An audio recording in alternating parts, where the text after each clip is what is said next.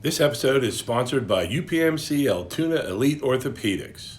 UPMC Altoona Elite Orthopedics and the UPMC Sports Medicine Concussion Program are proud to support youth sports across our region and proud to sponsor the high school football preview show on the Mirror TV YouTube channel. To learn more about their board-certified orthopedic surgeons, their specially trained concussion management experts, and the wide range of orthopedic conditions they treat, visit upmcaltoona.com/ortho.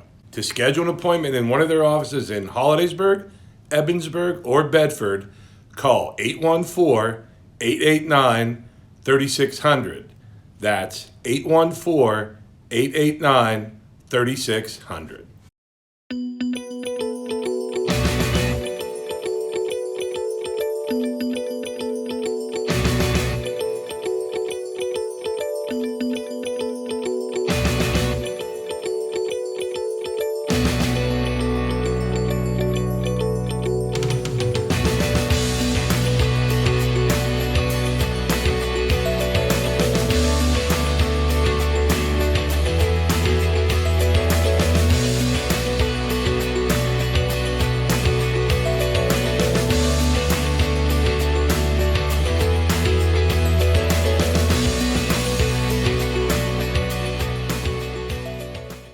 Hello again, everybody, and welcome to week 3 of the high school football season here on the Altoona Mirror channel on YouTube.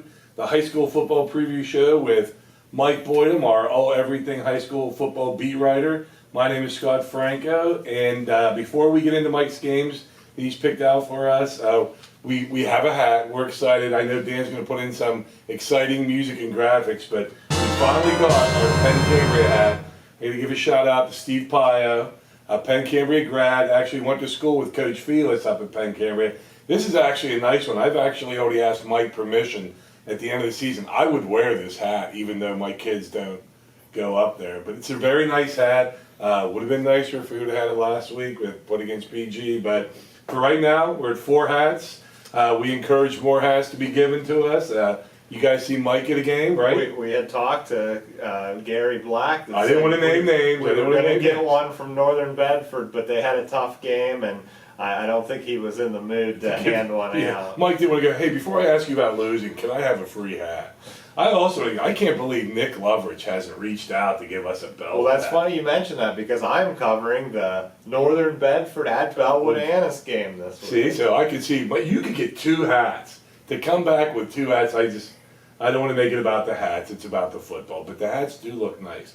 But anyways, a hat we don't have yet, but maybe we will get one soon. Our first game, Alderdice from the Pittsburgh City League 0-2, at Altoona 2-0. A series, as Mike pointed out in the paper, that Altoona is dominated. I mean, how does Altoona not get overcome? That's probably what you would be worried about, them being overconfident, or how do you see this game playing out? Well, first of all, I'd love to have an Alderdice hat. If we get an Alderdice, Altoona. If we get an Alderdice hat, I would really be impressed.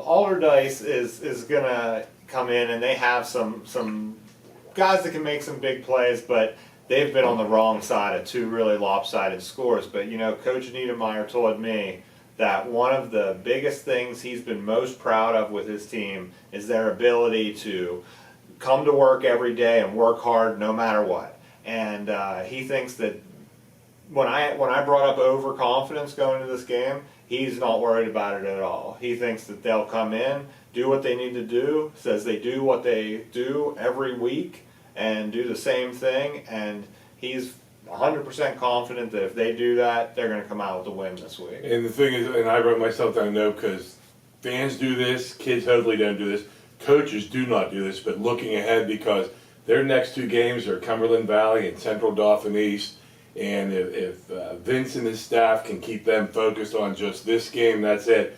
Because I'm sitting there without jinxing them, they have a good chance to have a really nice start. Switching to our second game, both teams are going against each other. State College at Hollidaysburg. State College coming off a loss to a very good Downingtown East team. Hollidaysburg beat an overmatched Mifflin County team, beat them 28-0. Hollidaysburg, I don't think has never beaten State College, at least it's been forever, right? Yeah, not recent. Yeah, and I always put too much emphasis into this. This makes Mike roll his eyes. It makes Homer Delatre roll his eyes when I tell this. But the junior high, this senior class at Holliesburg beat State College in 8th grade. In 9th grade, they lost 20-13 down there, and they were driving for a possible tying touchdown at the end. I think that carries weight. Homer does not. Mike does not, but I think Holliesburg, they see State College lose last week. Those kids believe they're human and they have a chance. That's how I look at that game. They need a better start this year than last year. I don't know if you guys remember the last year. Oh, he was down there. It was the end of the year, yeah. Yeah, and the year before that, I believe there was just a first play handoff for a touchdown. Yeah, oh, that was the game down there. Dressed in green. Yeah. Hollidaysburg has to get off to a good start. If they get off to a good start, it can help build their confidence, and they hit some of those big pass plays against Mifflin County that they missed against Altoona, and they need to get one of those early. I think if they get like maybe a long touchdown pass, maybe on their first series or something, maybe that can give them the confidence to stick with State College and make a good game out of it. And State College, I'm told, his name eludes me, has a guy, he's DN, tight end, real big dude. And again, the Holliesburg offensive line is going to have to block. I mean, block consistently. They can't run for what they did. They only ran for like 51 yards last week at Mifflin County. If you can't run against Mifflin County, how are you going to run against State College? That line has to come together by this Friday night and have a really great game. Going to our next game, Chestnut Ridge, is it safe to say, is going to have a really great game to beat Bedford, because Bedford's 2-0 and they're just, Bedford's just good. What's Chestnut Ridge's chances in this? But it's Chestnut Ridge and Bedford. Last year Bedford won pretty lopsidedly, but when these two teams get together, they're usually a great game. Probably a great atmosphere. There are probably going to be a ton of people there. At Ridge. It's at Ridge. I covered this game 2 years ago, and it was hard for me to get a parking spot, and I got there hours before the game. People there really care about this game. They put a lot of interest into it, and the Bedford guys, they want to go out with some of the seniors like Mercury Swim. They don't want to go out and lose to Chestnut Ridge their senior year. But Chestnut Ridge has some talented guys. Nate Wysong has taken over at quarterback, and you got Matt Wysong, who's an elite level receiver out there.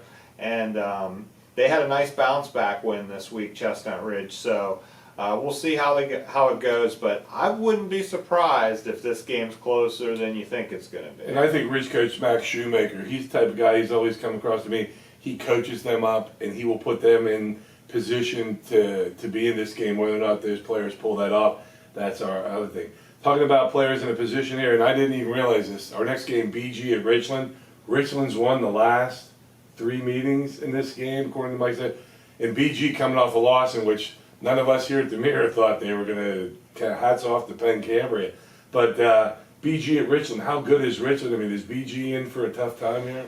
Well, actually, last year it was a really good game. I think Richland kind of pulled away from them in the second half and won 19-10. But previously to that, they had really struggled against Richland. Richland's got a couple really good players. They got Kellen Stahl, they got Griffin LaRue, and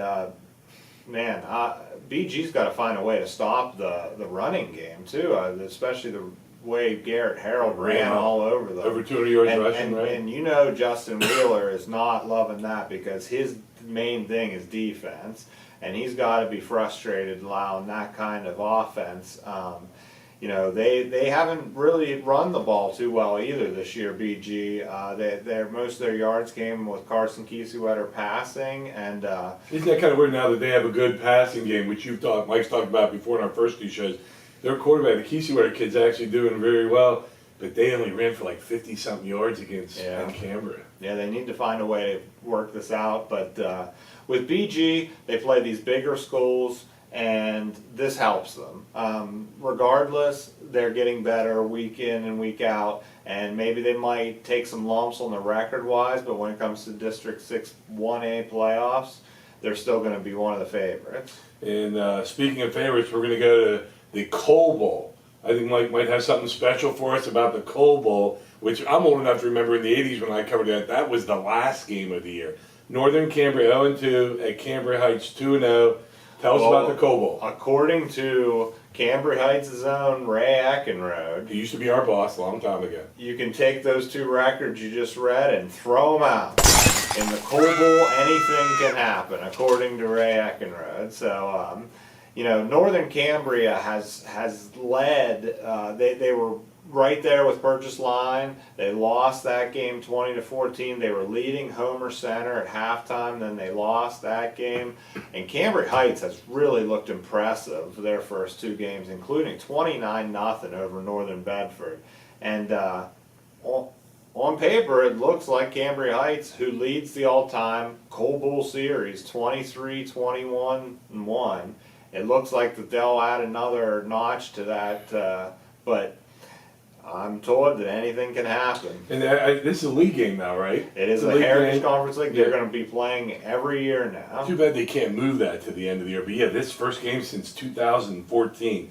Our new segment here, real quick, we want to do it because we have so many good games.